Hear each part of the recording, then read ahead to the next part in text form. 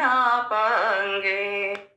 इन्द्रमकुटमणिराजितचरणे सुखदे शुभदे भृत्यशरण्ये रोगं शोकं तापं पापं हर मे भगवती कुमतिकलापं त्रिभुवनसारे वसुधाहारे त्वमसि गतिर्मम खलु संसारे अलकानन्दे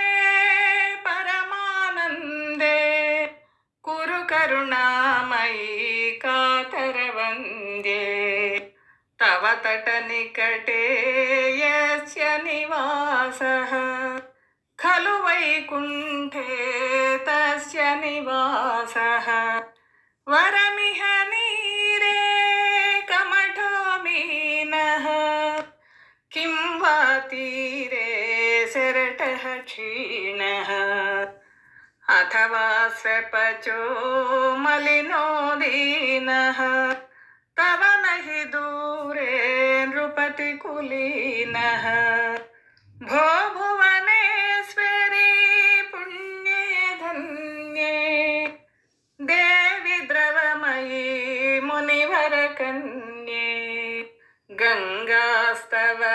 गङ्गास्तवमिदममलं नित्यं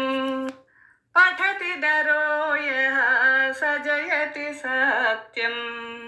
येषां हृदये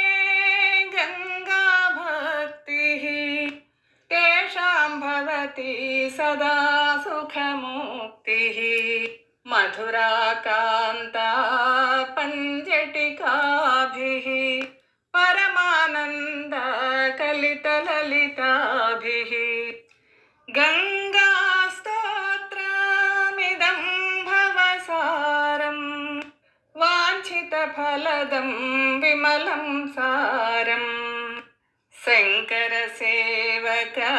शङ्कररचितं पठति सुखी स्तवा इति च समाप्तः।